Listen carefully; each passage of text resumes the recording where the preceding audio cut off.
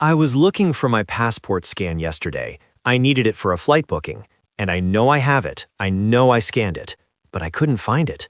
I searched passport, scan, ID, passport final, passport new, nothing. 10 minutes of rising panic. I finally found it in my downloads folder. The file was named img8762.pdf. How am I supposed to live like this? And when you found it, what did you feel? Relief, and then what? Annoyance, frustration with myself. Why is something so simple so difficult? My digital life feels like a house where I never put anything away, ever. Most people think the problem is the mess, the thousands of files, the chaotic desktop. They believe the solution is a huge one-time cleanup project. Yes, exactly. I keep telling myself, this weekend I will organize everything. But the weekend comes, I look at the chaos, and I just watch a movie instead. It's too big. That's because the mess isn't the problem. The real problem is happening in a single moment, over and over again. It's the moment you save a file. The problem is a lack of decision. A lack of decision? What do I need to decide? I just click save. You do, but your computer asks, where should this go and what should I call it? And in that moment, most of us choose the fastest, easiest answer, which is usually desktop and a random name. We are avoiding a small decision now, which creates a huge problem for us later. Okay, I see that. But to make a good decision, you need a good system, and I don't have one. Where do you even start? My folders are a total mix of work projects, personal things, old hobbies. Let's start there, with folders. The common belief is that you should create folders for topics, a folder for contracts, a folder for reports, a folder for photos.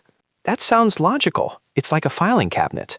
It does. People believe it works because it's simple to understand. But it quietly fails. Think about it. You have a contract for Project X. Does it go in the Contracts folder or the Project X folder? You have a photo for a marketing report. Does it go in Photos or Reports? You immediately have a conflict. The system creates confusion. I have this problem all the time. I have 2 or 3 folders for the same thing because I can never remember where I decided it should go. Exactly. So the new way to think is this. Don't organize by topic, organize by area of responsibility or by project. Your digital space should mirror your actual life. You have a professional life, a personal life, maybe a side project. Those are your main folders. Inside professional, you have folders for each major project you are working on. A project has a clear goal and a deadline.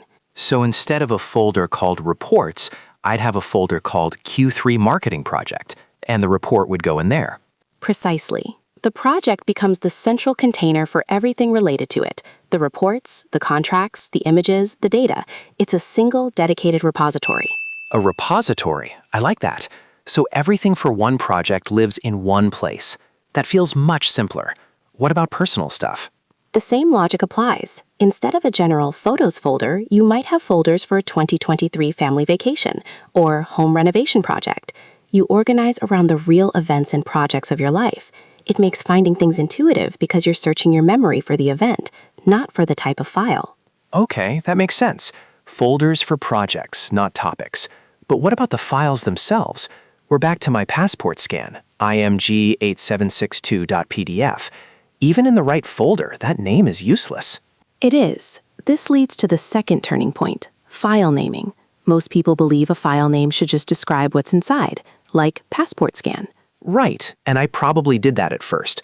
But then I have passport scan final, passport scan new, passport scan for visa. It gets messy. People do this because they are trying to solve a version problem. They are adding words to show which file is the most recent or the most important. But it fails because words like final and new lose their meaning over time. Is final v2 more recent than final updated? It's unclear.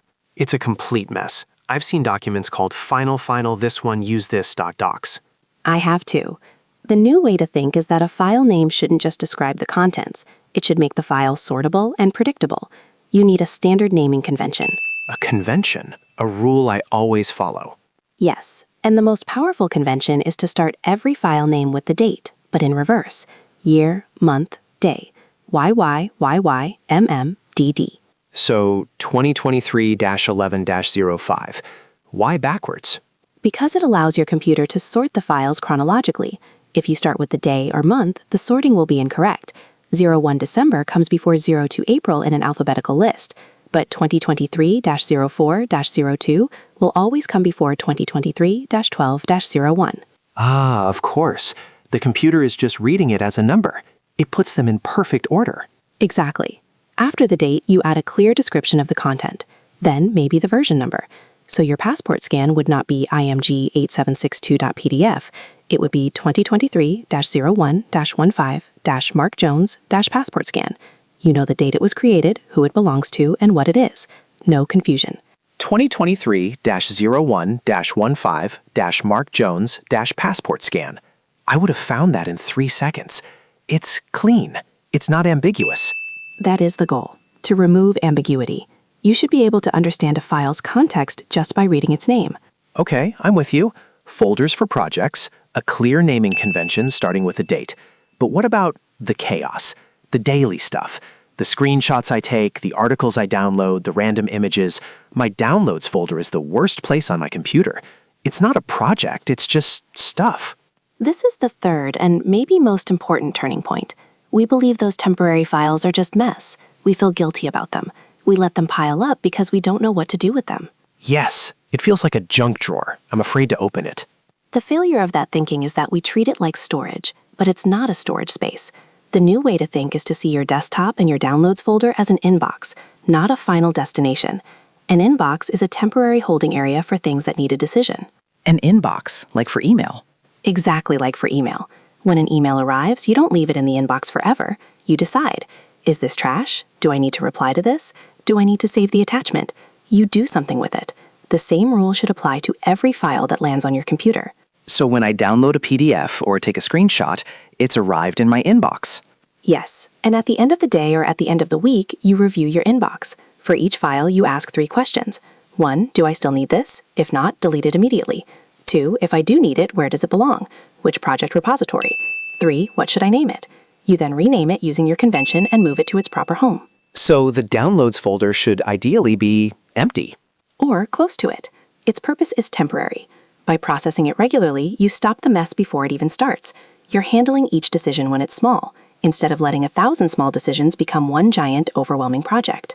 This all makes perfect sense. A project-based folder system, a clear date-first naming convention, and treating my desktop like an inbox.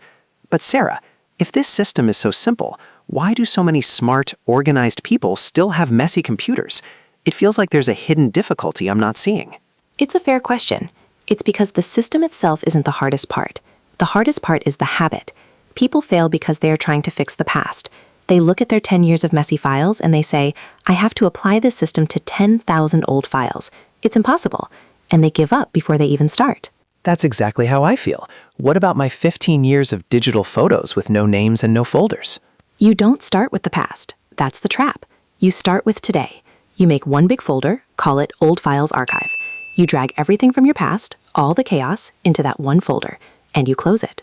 Just dump it all in one place and ignore it? That feels like cheating. It's not ignoring it. It's drawing a line.